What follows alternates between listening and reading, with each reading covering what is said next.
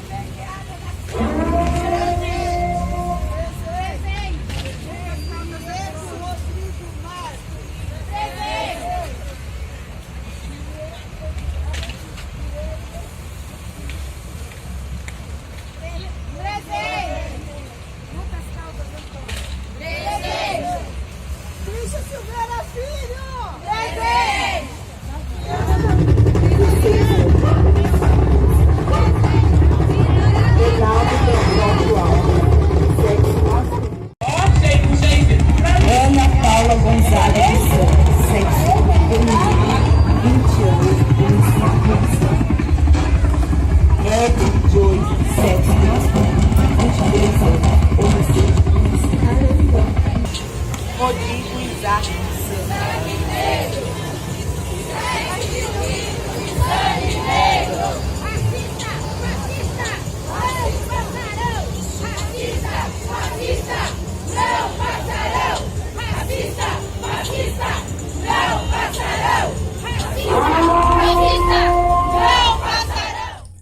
Vamos entrar agora no conceito de necropolítica, do filósofo camaronês Achille Mbembe.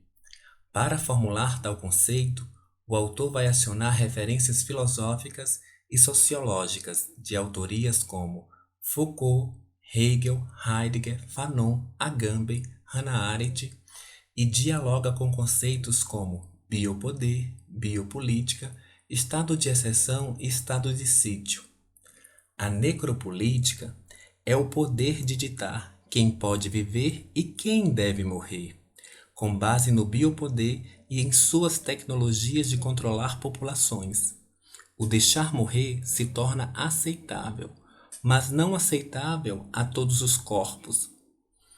Biopolítica e biopoder podem ser entendidos como tecnologias de governo por meio do qual a vida humana passa a ser organizada, permitindo ao Estado o controle biológico da sociedade, a partir de instituições como o sistema de saúde pública, na qual, desde o nascimento, passando pela vacinação, internação e obituário, tudo é inspecionado e regulado pelas normas do Estado. Nesse sentido, a noção de Estado pode ser entendida como o modelo de unidade política, um princípio de organização racional, a personificação da ideia de universal e um símbolo de moralidade. O questionamento de Membe é se o Estado possui ou não licença para matar em prol de um discurso de ordem. Afinal, quais corpos não podem ser enlutados? De quem são as vidas consideradas choráveis em nosso mundo público? No livro Em Defesa da Sociedade, Foucault demonstra que o racismo está diretamente relacionado à formação dos Estados a partir do século XIX. O discurso biologizante das raças, especialmente da pureza das raças, denota uma das funções do Estado, o protetor da integridade, da superioridade e da pureza da raça. Neste sentido, não existe possibilidade de descolar Estado e racismo. O racismo vai permitir que se manifeste os mecanismos de morte de determinadas populações. Segundo Foucault, quase não há funcionamento moderno do Estado que, em certo momento, em certo limite e em certas condições, não passe pelo racismo. As duas funções do racismo ligadas ao poder do Estado seria a fragmentação e divisão no contínuo biológico da espécie humana, introduzindo hierarquias, distinções, classificações de raças. A segunda é permitir que se estabeleça uma relação positiva com a morte do outro, porque esse é visto como um degenerado, um anormal. Assim, podemos pensar que o racismo de Estado é em si o motor do princípio da necropolítica. Na ação Como se preparar para a guerra, a artista, escritora e psicóloga clínica Castiel Vitorino Brasileiro cria uma armadura com espadas de Ogum e durante aproximadamente 30 minutos realiza um treino de capoeira e de movimentos das danças dos orixás da guerra, Ogum e Ansan. Vejamos um trecho da sua ação.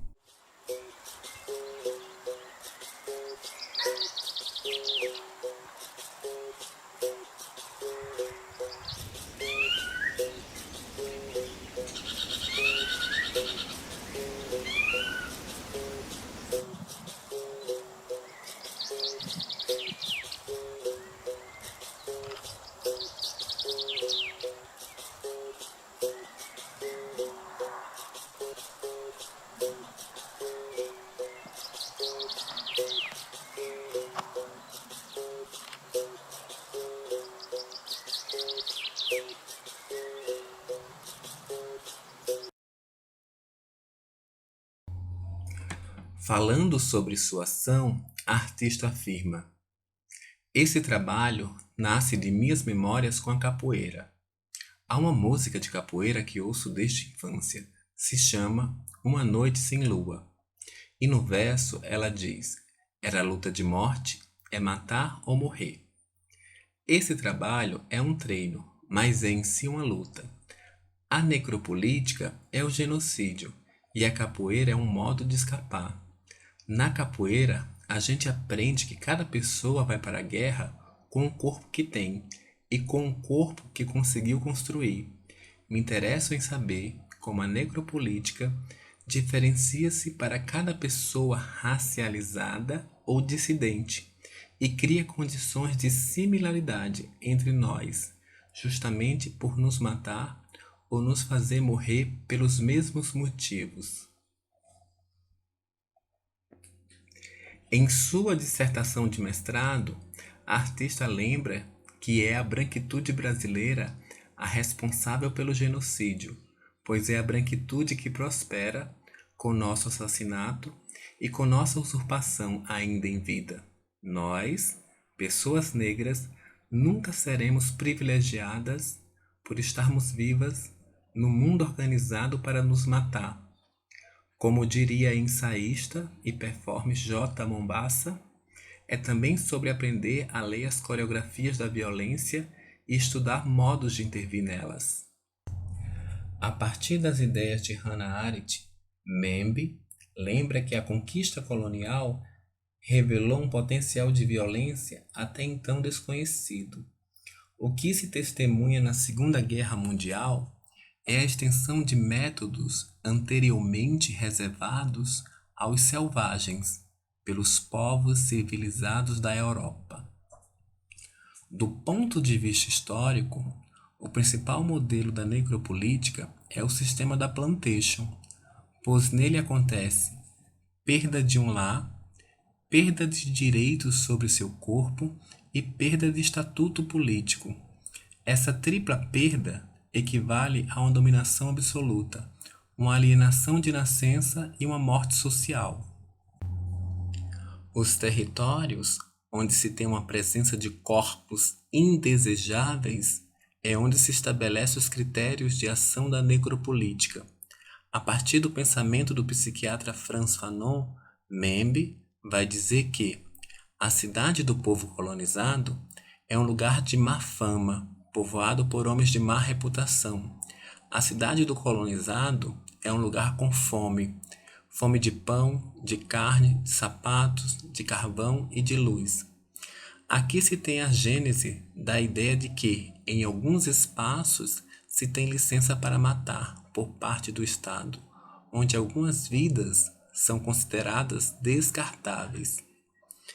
Dentro dessa discussão, é importante se atentar que desde os anos 70 no Brasil, o dramaturgo, diretor de teatro, político e ativista Abdias Nascimento reflete que o extermínio da população negra se configura como um projeto político, histórico e ininterrupto, resultante de uma lógica genocida baseada no racismo por parte do Estado brasileiro. Segundo ele, esta ideia de eliminação da raça negra não se constitui apenas uma teoria abstrata, mas calculada estratégia de destruição. Nesse sentido, a filósofa, escritora, ativista Sueli Carneiro diz que a negritude no Brasil está sobre o signo da morte, do deixar morrer.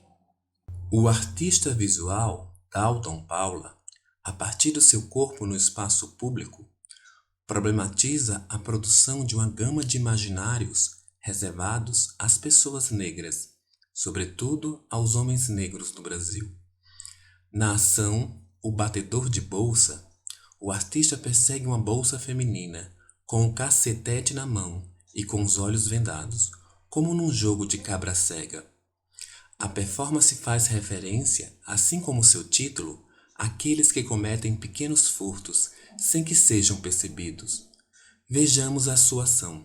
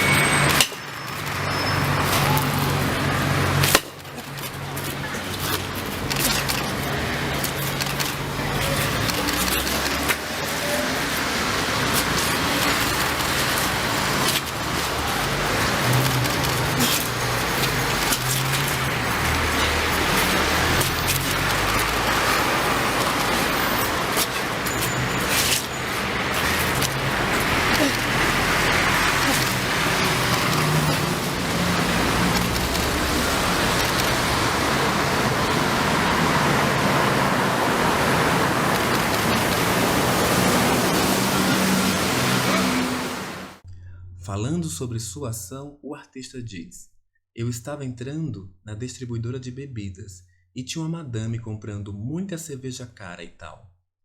Ela estava na porta e eu cheguei. Ela me olhou de cima a embaixo e a bolsa dela estava em cima do balcão, dentro da distribuidora. E tinha uma pessoa da loja no freezer pegando coisas e ela gritou para ele: vigia minha bolsa! Isso é meu cotidiano. Eu mesma adotei uma forma de estar no espaço público. Quando estou atrás de uma mulher, eu acelero para não ficar atrás, porque realmente elas ficam super apavoradas quando tem um homem negro atrás delas.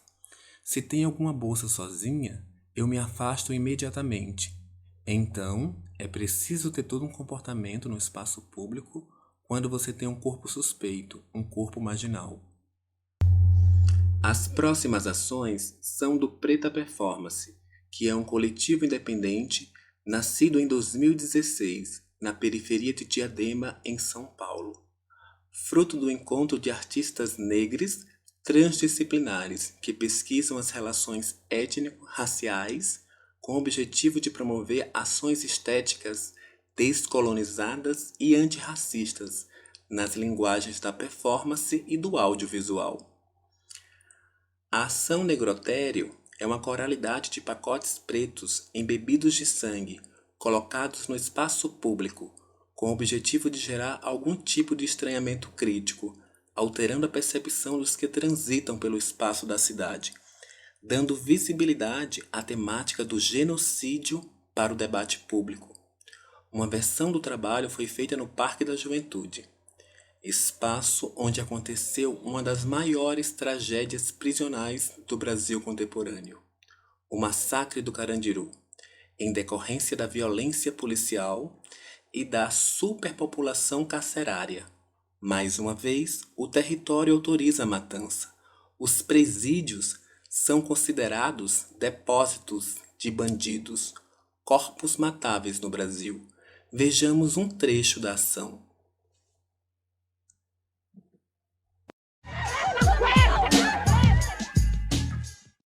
Bom dia, companheiras, e bom dia, companheiros. Bom dia, São Paulo. Que alegria estar aqui com vocês, nessa nossa festa em que renovamos nosso compromisso com São Paulo e com o Brasil. Saúdo com carinho nossos aliados de partido, que vamos com muita garra levar a presidência do nosso país. O presídio, inaugurado em 1920, funcionava na zona norte da capital, exatamente neste local. Carlos Almirante Borges da Silva, Carlos Antônio Silvano Santos, Ronaldo Aparecido Gasparim, Samuel Teixeira de Queiroz, Santo Batista da Silva. É uma performance. E agora vamos celebrar. Parabéns pra você nessa data querida, muitas felicidades. Muitos anos de vida, felicidade, anos de vida. No massacre nada! Tudo! Então, como é que é? É pique! É pique! É pique, é pique, é pique! A partir da ação, podemos refletir sobre as palavras da filósofa Judith Butler, ao dizer que a nossa capacidade de reagir com indignação depende de um tácito reconhecimento de que existem vidas dignas que foram feridas ou perdidas no contexto da guerra. Para ela, o luto público está estreitamente relacionado à indignação, e a indignação diante da injustiça, ou, na verdade, de uma perda irreparável que possui um enorme potencial político. A próxima ação é Fuzilamento, que parte da indignação da morte do músico Evaldo Rosa dos Santos, no Rio de Janeiro. Ele estava levando sua família para um chá de bebê, em seu carro, que os militares confundiram com o de um bandido e efetuaram 257 tiros de fuzil e pistola.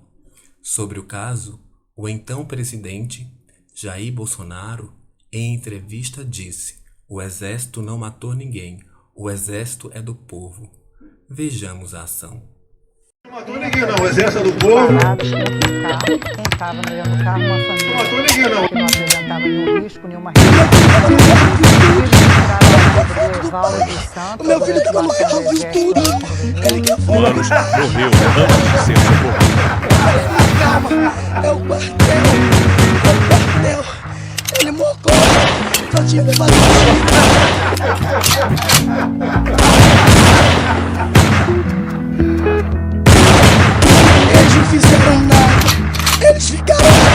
Paz!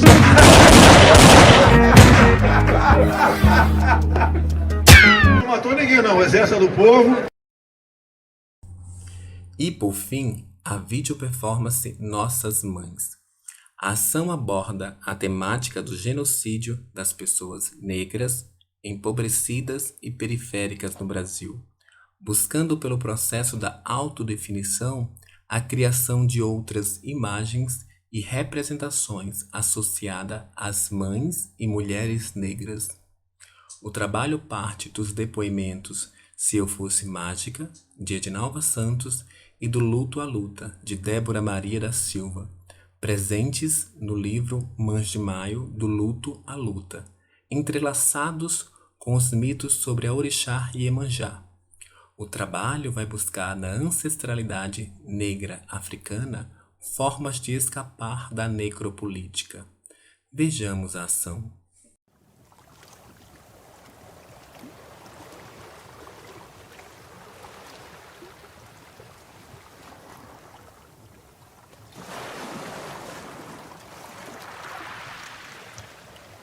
Dom de ser mãe é uma coisa linda e inexplicável. Mas a dor da perda é uma dor insuportável. A minha vida sem o meu filho é o mais sem sentido dos sentimentos. O vazio é um verdadeiro poço sem fim. Imagine uma mãe receber a notícia da morte de seu filho pelo rádio. Além de ser um dia das mães, também era meu aniversário. Mas nunca poderia imaginar que seria o último dia mais feliz da minha vida. Trabalhador, estudioso, carinhoso, educado, sem vícios. O único vício que ele realmente tinha era o surf. Cair no mar, ficar horas surfando. E depois que nasceu a sua filhinha, Maria Eduarda, ela se tornou outro vício na vida dele. Meu filho, um rapaz saudável, de pouca conversa, mas muitos amigos. Por que fizeram isso? Sofri muito. Mas muito mesmo. Foi quando eu senti ele me dizer: mãe, se levanta, seja forte. Me levantei mesmo. E passando mais ou menos uma semana, fui à procura das outras mães que tinham perdido seus filhos também.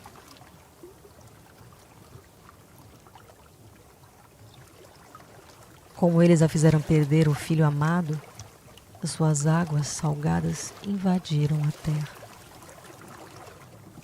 Cavalgando as ondas do mar, vinha ela, vitoriosa e soberba sobre as ondas enfurecidas. Sabemos que os senhorzinhos feudais e o capitalismo, os capitães de mato, o Estado e as chibatas, hoje se concentram nas balas de revólveres dos policiais.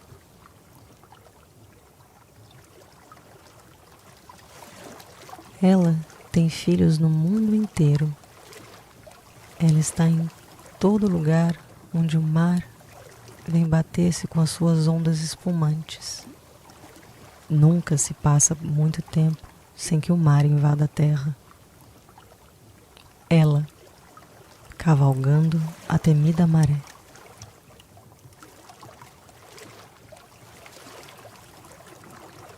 Nunca terei medo da morte. Jamais irei recuar. Nunca deixarei de lutar por um país completamente livre, onde todos os pobres e negros sejam respeitados, tenham dignidade, igualdade e justiça.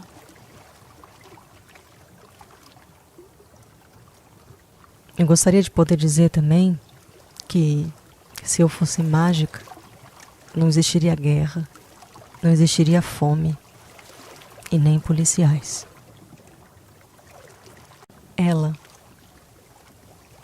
mãe cujos filhos são peixes, mãe que honra, dona das cabeças.